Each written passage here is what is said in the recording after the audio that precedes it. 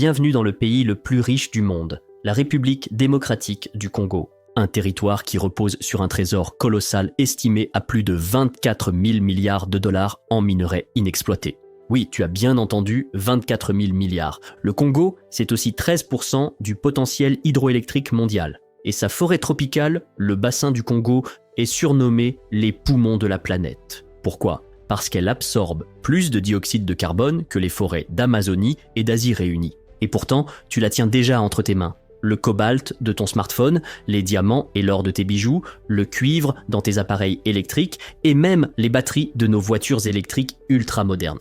Toutes ces ressources précieuses viennent directement du sol congolais. Mais tu ne devinerais jamais tout ça en regardant ces images. Car malgré toute cette richesse, la réalité est brutale. En moyenne, un Congolais vit avec à peine 1,50 $ par jour, soit environ 610 $ par an. Comment est-ce possible ? Comment un pays aussi riche peut-il être aussi pauvre ?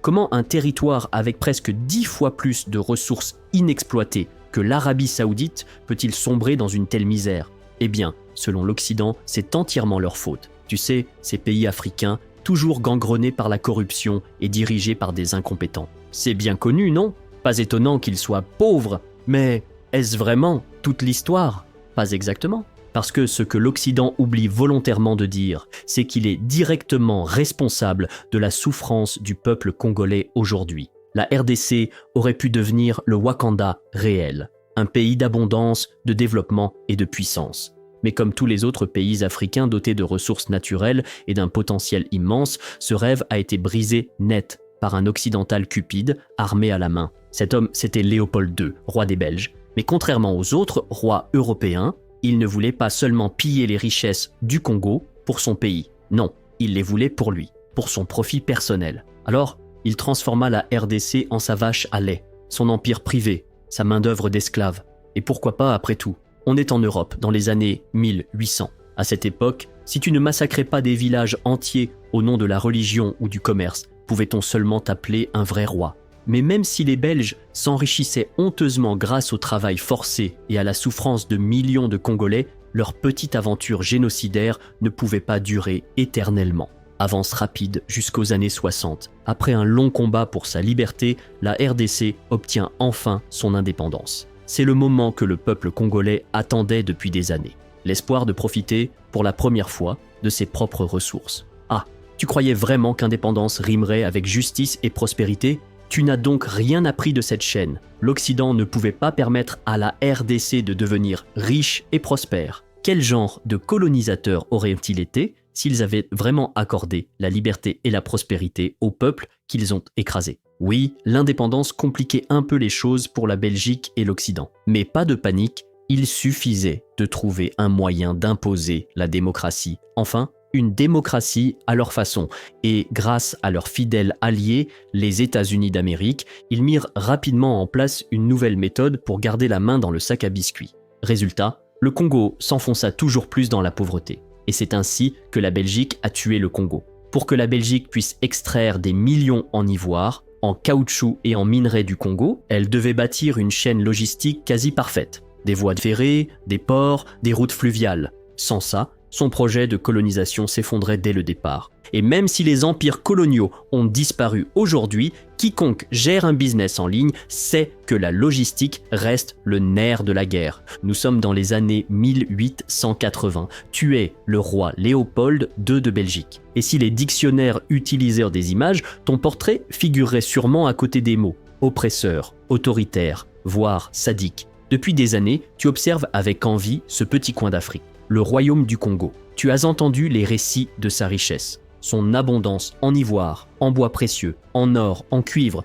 un véritable carrefour commercial en plein cœur du continent. Et pourtant, tu es roi de Belgique, un pays minuscule avec pour seule ressource du fer et du charbon que tu as déjà largement épuisé. Non, la Belgique ne suffira pas pour nourrir tes ambitions impérialistes. Tu veux rivaliser avec les grands rois d'Europe, ceux qui ont des colonies, des esclaves, du pouvoir. Et pour toi, le royaume du Congo est la clé vers ce sommet. Mais voilà le hic. Même à cette époque où le colonialisme est monnaie courante, tu ne peux pas simplement débarquer au Congo et t'en emparer. Le royaume a déjà des liens solides avec ces maudits Portugais. Tenter une prise de force directe serait une déclaration de guerre. Non, il va falloir jouer finement. Et tu as un plan. Pour commencer, il te faut une excuse. Un prétexte pour envoyer tes navires et tes hommes au Congo. Quelque chose qui ne déclenche aucune alerte. Quelque chose qui te fasse passer pour le gentil. Alors, avec l'aide de quelques investisseurs, dont les Rothschild, tu crées une organisation au nom volontairement flou, l'Association internationale africaine. Un nom qui sonne bien, humanitaire, presque chrétien. Tu annonces à toute l'Europe que cette association œuvre pour le bien de l'Afrique, qu'elle veut apporter l'aide, la civilisation et la lumière à ces peuples sauvages. Quelle noble cause, n'est-ce pas? Discrètement, tu poses tes premières bases dans le royaume du Congo. Tu n'as pas encore le contrôle total, mais tu sais que ce n'est qu'une question de temps. Et puis, le 15 novembre 1884, l'occasion tant attendue se présente, la conférence de Berlin. Là, les grandes puissances européennes se réunissent pour se partager l'Afrique comme un gâteau. Et pendant que les autres se disputent férocement leurs colonies, toi, Léopold II, tu te présentes comme un médiateur neutre, un homme de paix, le candidat idéal pour mettre de l'ordre dans ce vaste territoire encore inexploré qu'est le royaume du Congo. Après tout, tu es le fondateur de cette fameuse association humanitaire, non? Tu ne veux que la paix, l'éducation et un peu de christianisme, n'est-ce pas? Et visiblement, ce que tu vendais,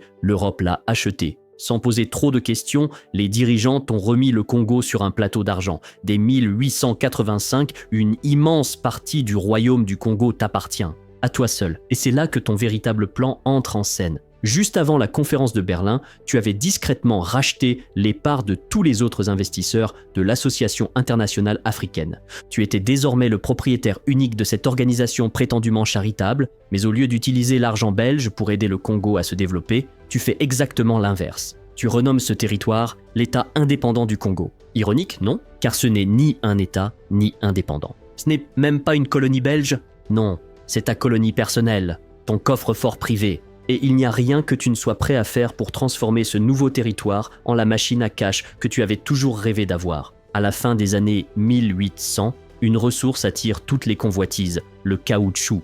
Les Congolais, eux, commercent principalement l'ivoire et l'or. Mais ces ressources sont difficiles à produire à grande échelle, et pour eux, le caoutchouc n'a aucune utilité. Mais en Europe, c'est une autre histoire. Grâce à la révolution industrielle, la demande explose. Pneus de vélo, de voitures, machines industrielles, chaussures, tous ces nouveaux produits dépendent du caoutchouc. Et toi, Léopold II, tu jubiles. Tandis que d'autres colonies doivent planter des EVA et attendre des années pour les exploiter, le Congo regorge déjà de lianes naturelles, produisant du latex en abondance. Tu peux tirer profit de cette manne immédiatement.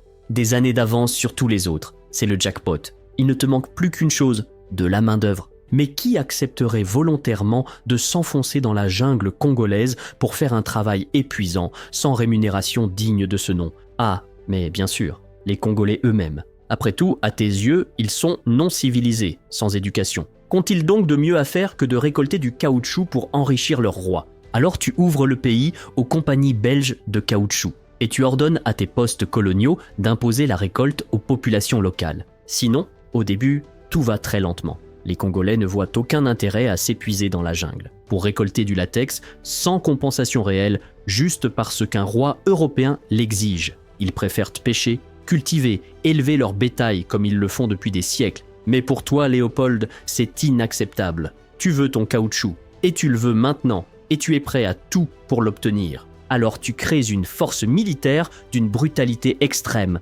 la force publique. Un mélange d'officiers européens et de soldats africains. Tu les sélectionnes parmi les plus durs, les plus cruels, et tu leur donnes carte blanche. Leur mission? Parcourir les villages du Congo et obliger les populations à produire du caoutchouc, peu importe le prix. Et les conséquences sont terrifiantes. Si un village refuse ou n'atteint pas les quotas, la force publique revient. Elle brûle les habitations, enlève les femmes, les enfants. Et si les hommes ne livrent pas assez de caoutchouc à la prochaine visite, leurs épouses, leurs mères, leurs filles sont tuées, battues ou ont les mains tranchées en guise de punition. Peu à peu, l'amputation de main devient une pratique systématique. Les soldats sont tenus de rapporter une main coupée pour chaque balle tirée. S'ils rataient leur cible ou si la victime survivait, ils coupaient simplement la main d'un innocent encore en vie, juste pour ne pas être puni. Quand les nouvelles de ces massacres atteignent la Belgique, ta réaction, Léopold, est aussi cynique qu'odieuse. Couper les mains? Quelle idiotie, je couperai tout le reste, mais pas les mains. C'est justement ce dont j'ai besoin au Congo. Et ça, ce n'était que le début. Pendant des années, ton armée va semer la terreur dans tout le Congo.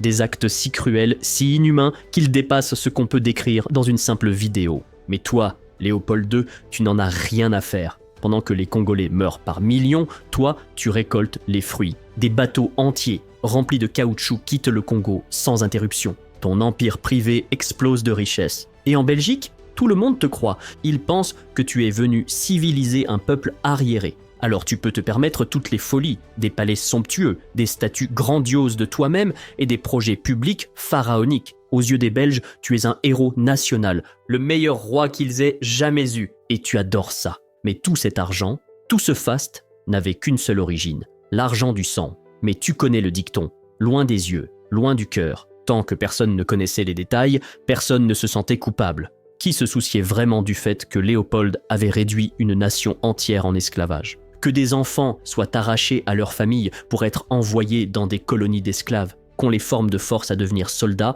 parfois à peine adolescents? Et qui disait quoi lorsque Léopold faisait venir près de 300 Congolais en Belgique pour les exposer comme des animaux dans un zoo humain? Et surtout, qui se souciait vraiment du fait que, en moins de 23 ans, entre 5 et 10 millions de Congolais avaient péri à cause de son exploitation féroce? C'est plus que toute la population actuelle de New York City. Tout ça pour ton caoutchouc, ton argent, ton pouvoir. Finalement, la situation devient tellement insoutenable que même les missionnaires chrétiens, ceux que Léopold avait envoyés pour maintenir les apparences, n'en peuvent plus. Ceux-là même, censés défendre la civilisation, commencent à témoigner de l'horreur qu'ils voient chaque jour. Et ces témoignages font boule de neige. Des historiens et journalistes décident de se rendre sur place pour vérifier si ces récits sont vrais. Mais ce qu'ils découvrent dépasse l'imaginable. En 1890, l'historien George Washington Williams adresse une lettre ouverte à Léopold II, l'accusant de tous les crimes qu'il fait subir au peuple congolais. Quelques années plus tard, un autre écrivain se rend sur place et ce qu'il voit de ses propres yeux le pousse à raconter, à son tour, l'indicible. Petit à petit, l'Europe ouvre enfin les yeux sur la vérité et ce qu'elle découvre la horrifie. Même selon les standards coloniaux, les méthodes de Léopold II vont trop loin. Imagine un peu, des rois européens qui n'avaient aucun problème à enlever, à réduire en esclavage, à piller, même eux sont forcés de reconnaître que là, Léopold est allé trop loin. C'est dire, quelque chose doit changer. Et en 1908, sous la pression croissante des gouvernements européens et des mouvements humanitaires, le gouvernement belge est forcé d'intervenir. Officiellement, il reprend le contrôle de l'État indépendant du Congo. Il le rebaptise Congo belge. Et dans leur discours, les autorités belges promettent de rétablir la justice, de mettre fin aux punitions barbares, de tourner la page de l'horreur. Mais ce ne sont que des mots. Parce qu'au lieu de rendre au peuple congolais sa liberté et sa dignité, le gouvernement belge ne fait que reprendre le système créé par Léopold et l'exploiter à son propre profit. Le transfert du Congo au gouvernement belge, ce n'était qu'un coup de communication. Une opération de relations publiques, rien de plus. La seule différence réelle, le commerce du caoutchouc ralentit. Pas par humanisme, mais parce que d'autres colonies européennes s'étaient mises à en produire, faisant chuter la demande pour le caoutchouc congolais. Aucun problème pour la Belgique. Le Congo regorgeait d'autres trésors, bois précieux, or, cuivre. Alors, le gouvernement belge a simplement changé de cap. Fini l'exploitation du latex, place à l'extraction minière massive. Et pendant qu'il affichait une façade de modernité, en prétendant améliorer la vie des Congolais, le gouvernement belge continuait à forcer des millions de personnes à travailler dans des plantations et des mines comme des esclaves. Ils ont construit des routes et des voies ferrées, non pas pour désenclaver le pays, mais pour accélérer l'exportation de l'or et des diamants. Ils ont installé des centrales électriques, des bâtiments publics, non pas pour le peuple congolais, mais pour les villes belges en Afrique, qui devenaient chaque jour plus riches, plus développées. Quand Léopold II meurt en 1909, il est enterré sous les huées de son propre peuple. Les Belges sont furieux. Furieux d'avoir été trompés pendant si longtemps, ils découvrent que leur roi qu'ils admiraient tant était en réalité un tyran avide de sang. Mais ce qu'ils ne savent pas encore, c'est que leur propre gouvernement est tout aussi cupide, tout aussi cruel, et qu'il va, lui aussi, laisser une cicatrice bien plus profonde. Car si Léopold était brutal et violent, le gouvernement belge, lui, va ruiner le futur du Congo d'une manière encore plus insidieuse. Ils asservissent la population, la forçant à cultiver chaque mètre carré de terre pour produire des cultures que personne au Congo ne peut consommer. Café, coton, cacao, huile de palme, résultat, plus de terre disponible pour produire de la nourriture. Et donc des millions de morts, victimes de famine ou de maladies liées à la malnutrition. Mais encore une fois, personne ne s'en soucie. Même les États-Unis vont participer à ce pillage. Mais cette fois, ce n'est plus seulement pour des bijoux ou du caoutchouc.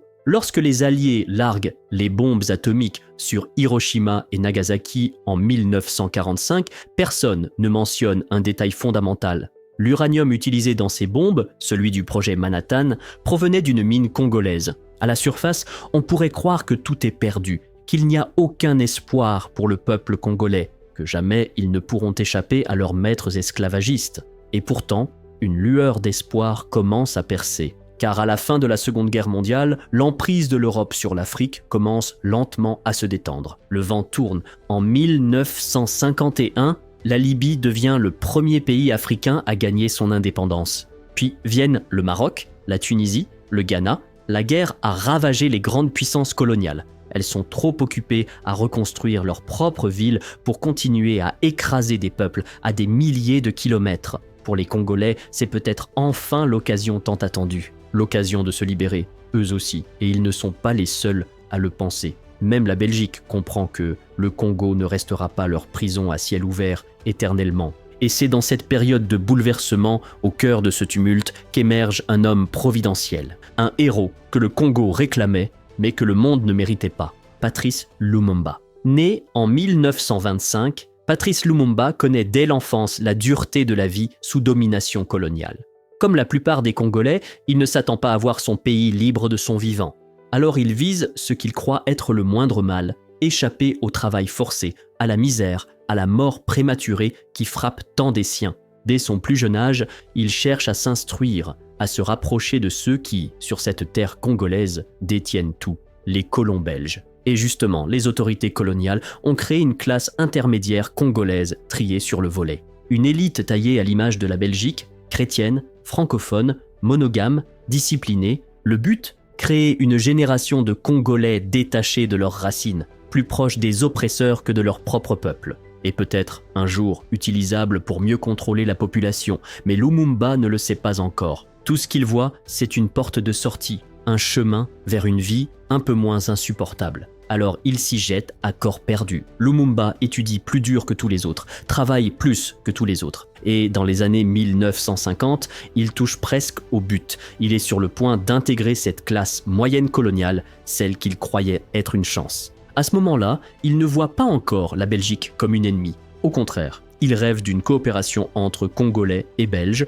pour construire ensemble un avenir meilleur. Mais ce rêve va voler en éclats. Alors qu'il travaille pour la poste congolaise, Lumumba détourne une somme d'argent simplement pour survivre. Il est arrêté, condamné à 14 mois de prison. Et pendant ces 14 mois, quelque chose se brise en lui. Quand il en ressort, Patrice Lumumba n'est plus le même homme. Son regard sur la Belgique, sur la colonisation, sur la place des Congolais dans leur propre pays, a changé du tout au tout. Libéré, Lumumba s'installe à Léopoldville, la capitale. Et là, il commence à parler, fort clair. Il dénonce l'occupation belge, il expose les injustices, il galvanise les foules. Et il n'est pas seul. Partout au Congo, la population commence à l'écouter, à le suivre, à l'aimer. Ironiquement, c'est pendant qu'il travaille comme vendeur de bière que Lumumba devient une voix incontournable du peuple. Pendant ce temps, les autorités belges ne peuvent plus ignorer l'évidence. Leur pouvoir s'effrite, leur emprise se fissure. Alors, en 1958, Lumumba fonde un parti politique entièrement dédié à l'indépendance totale du Congo. Et grâce à sa popularité fulgurante, son parti prend rapidement de l'ampleur. La Belgique est prise de court. La pression monte, le monde entier observe. Ils comprennent qu'ils n'auront bientôt plus le choix. Ils devront lâcher le Congo. Mais ils préparent déjà leur plan B. La Belgique comprend qu'elle ne pourra plus retenir le Congo bien longtemps. Alors elle change de stratégie. Si elle doit accorder l'indépendance, autant s'assurer que le nouveau gouvernement soit facile à contrôler. Un gouvernement congolais, mais docile, composé de visages africains, mais entièrement au service des intérêts belges. Le but est simple, donner l'illusion de liberté tout en continuant à exploiter les ressources du pays. Mais il ne s'attendait pas à ça. Le 30 juin 1960, la Belgique cède officiellement le contrôle du Congo. désormais renommée République démocratique du Congo. Et sans surprise, le peuple choisit Patrice Lumumba comme Premier ministre. Oui, la plupart des institutions sont encore infestées de figures pro-belges, mais Lumumba, lui, a un autre projet. Il ne veut pas d'une indépendance symbolique, il veut une vraie liberté. Patrice Lumumba ne joue pas le jeu. Il ne veut pas être un pantin ni un compromis pour protéger les intérêts belges. Ce qu'il promet au peuple congolais, c'est la liberté réelle. Pas un simulacre d'indépendance, pas une façade. Et ça, la Belgique ne peut pas l'accepter. Dès qu'il entre en fonction, les autorités belges comprennent que s'ils veulent garder la main sur le Congo, Lumumba doit disparaître. Pendant que Lumumba tente de construire un avenir pour son pays, la Belgique commence à préparer sa chute. La première cible, c'est la région du Katanga. C'est là que se trouvent certaines des plus grandes richesses du Congo, et la Belgique n'a aucune intention de les céder. Impossible pour eux de laisser cette zone stratégique tomber entre les mains du nouveau gouvernement. Alors, ils passent à l'action. Des négociateurs belges approchent l'un des hommes les plus influents du Katanga et le poussent à se rebeller contre le gouvernement central. Le calcul est simple, même si le reste du Congo échappe à leur contrôle, au moins le Katanga restera entre leurs mains. Et avec lui, son immense potentiel économique. Mais Lumumba ne compte pas regarder sans rien faire. Il veut l'unité nationale. Il veut que toute la RDC soit libre et pas seulement ce qu'on veut bien lui laisser. Pendant que les rebelles katangais, armés par la Belgique, s'attaquent aux forces du gouvernement, Lumumba fait ce qu'un bon chef d'État doit faire. Il demande de l'aide. Il commence par les États-Unis. Il sollicite directement le président Dwight Eisenhower, lui demande d'envoyer des Marines américains pour mettre fin à la rébellion. Mais sans surprise, Eisenhower refuse. Pourquoi aider ? Les mines du Katanga intéressent aussi les Américains. Si cette région reste sous influence belge, les États-Unis auront un accès direct à ces ressources. Alors pourquoi se battre pour Lumumba ? Face à ce refus, Lumumba se tourne vers l'ONU. Contrairement aux États-Unis, les Nations Unies n'ont aucun intérêt économique dans le Katanga. Elles envoient donc plus de 13 000 soldats sur place, officiellement, pour rétablir l'ordre. Mais sur le terrain, ces troupes ne font pas le poids face aux rebelles aguerris. Alors elles se contentent d'ouvrir des écoles, des hôpitaux, des banques. Utile ? Oui, mais ce n'est pas ce dont Lumumba a besoin. Pendant plus de 2 mois, Lumumba multiplie les appels à l'aide. Il sollicite pays après pays, espérant qu'un seul ait le courage d'intervenir.